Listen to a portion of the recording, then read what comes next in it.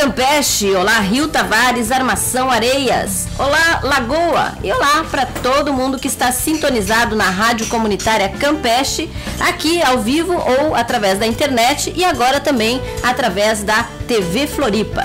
Este é o programa Campo de Peixe, pescando muito mais do que informação. Eu sou Elaine Tavares e com Rubens Lopes vamos falar das coisas da comunidade e também do mundo.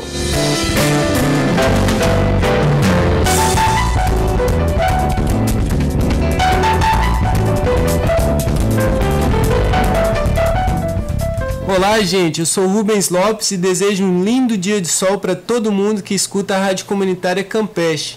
No programa de hoje vamos falar de fotografia, do povo cigano, de carnaval, lutas da comunidade, dos movimentos sociais e América Latina. Fica ligado com a gente.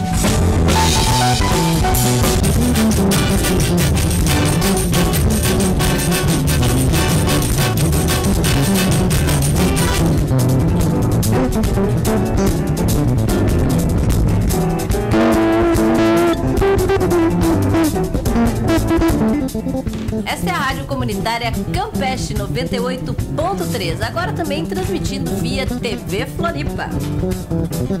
E vocês já viram por aí algum cigano?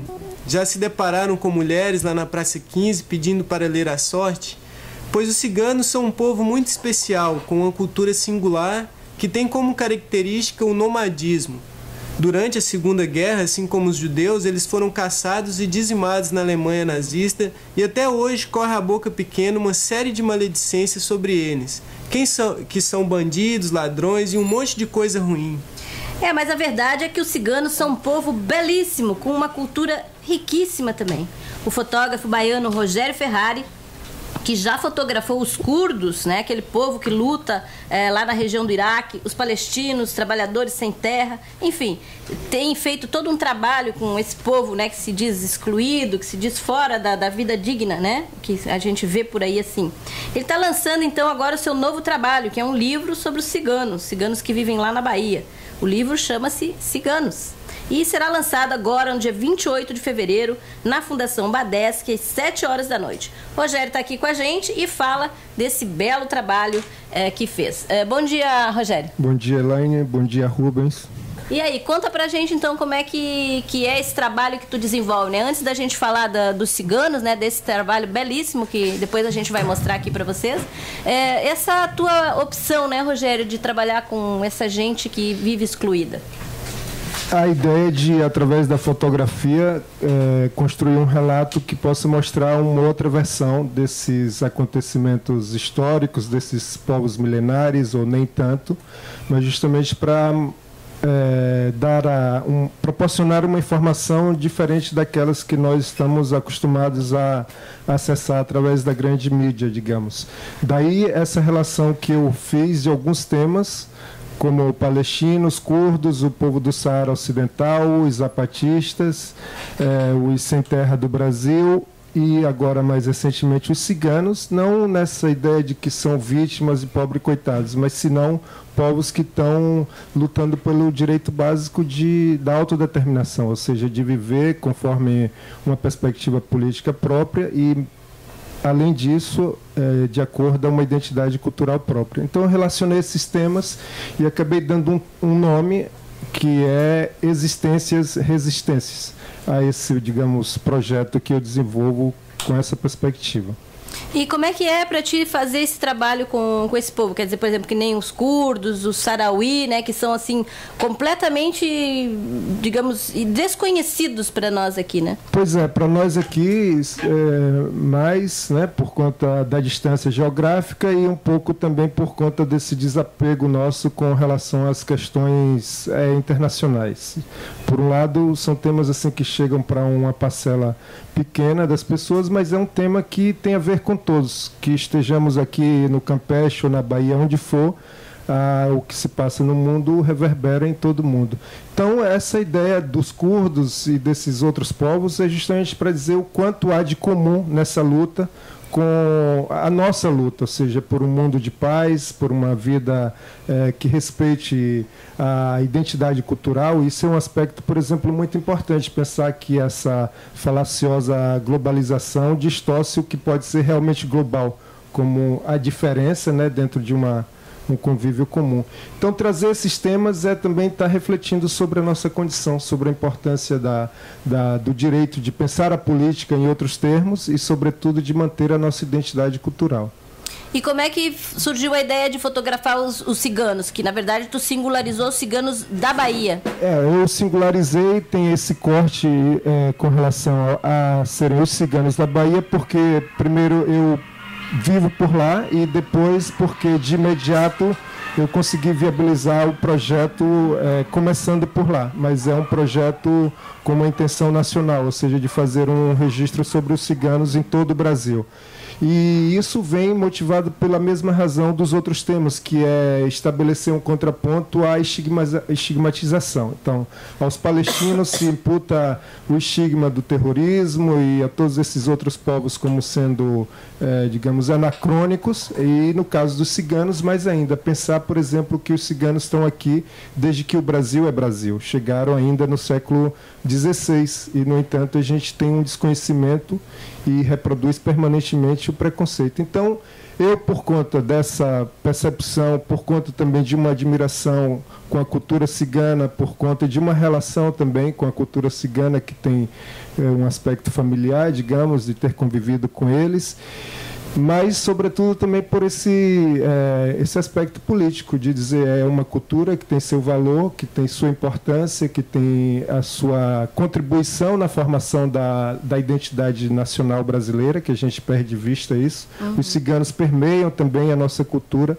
Daí, nessa condição de, através da fotografia, produzir um trabalho, que é o livro, que mostre justamente esse outro viés, dentro do possível, fazendo um contraponto ao estigma, ao preconceito e, sobretudo, ao desconhecimento, porque, por mais que a gente fale deles, mas ainda há um grande desconhecimento sobre o que é realmente esse povo e essa cultura.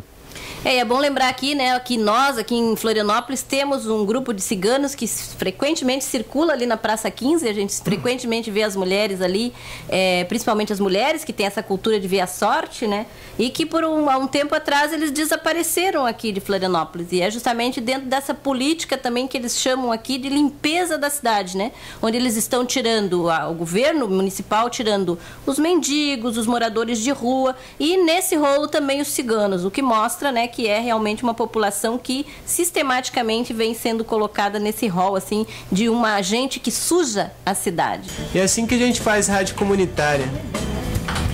E lembrando, a gente está conversando aqui com o Rogério Ferrari sobre o lançamento do livro dele, Ciganos, que vai ser no dia 28 de fevereiro, lá na Fundação Badesc, às 19h. E convidamos os moradores aqui do Campeche para ir lá conhecer desse trabalho do Rogério, que já esteve aqui outra vez na rádio comunitária trazendo um outro livro que era sobre o Quds, falando sobre a história, e continuamos aqui com a entrevista. Então, Rogério, a gente vê, por exemplo, hoje na mídia brasileira que a fotografia tem muito pouco espaço, né? Se pegar os jornais, ver que a fotografia mesmo como contando uma história, ela está um pouco perdida na mídia brasileira, né? Tu tem essa impressão também ou não? É uma impressão que é meio paradoxal, porque com a história da câmera digital a fotografia ganhou um outro impulso, mas um impulso que tem primado muito primeiro pela quantidade, né? E pela desatenção, de forma que às vezes as pessoas têm fotografado, têm se relacionado com a fotografia, mas de uma maneira muito compulsiva, digamos, sem uma preocupação, por exemplo, de ver e olhar, e sem que o registro seja só um apelo estético ou, digamos, desatencioso por conta da facilidade que a tecnologia proporciona. Mas isso, claro que é de cada um, o instrumento e a definição quem dá é cada um, mas sim que a mídia hoje excluiu o espaço para o que é reportagens fotográficas, não só a imprensa escrita, mas a margem para se falar das coisas desde uma perspectiva mais ampla. Então, é uma situação dúbia. Assim. Por um lado, a fotografia voltou a se popularizar por conta da tecnologia digital, mas muito, às vezes, é menos fotos, né? Então, às vezes a quantidade não tem expressado uma comunicação, retratado uma coisa que comunique. E o paradoxo continua na medida em que os fotógrafos críticos precisam fazer o seu trabalho em livro, justamente, e que também acaba sendo um produto caro, né? Porque é um trabalho que exige uma qualidade maior. O mercado editorial no Brasil é muito restrito com relação a essa possibilidade de edição de livros de fotografia, especificamente. Tem aquela velha história da concentração no eixo sul, ou especificamente São Paulo, mas tem mudado também por conta da decisão de alguns fotógrafos, algumas pessoas já com história, outras começando de querer mostrar o seu trabalho. Então tem aparecido gráficas e muitas delas com muito boa qualidade, e muita gente tem tomado essa decisão de construir ensaios.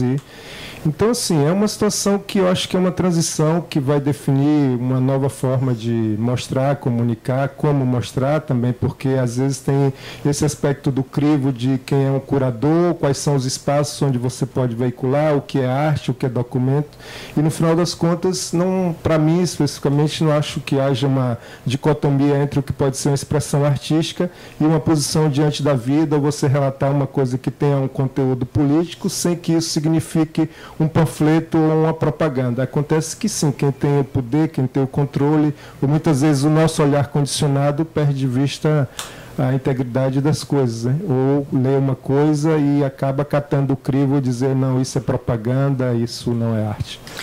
Muitas pessoas pegam um livro de fotografia e dizem, mas só tem retrato, folheia assim rapidinho, diz, já vi. Como é que a gente vê um livro de fotografia na tua concepção? Pois é, tão quanto a capacidade e a necessidade de saber ler um texto ou saber interpretar qualquer coisa, a fotografia é da mesma forma. É preciso uma compreensão da linguagem sem que isso implique, digamos, uma formação intelectual profunda, tal coisa.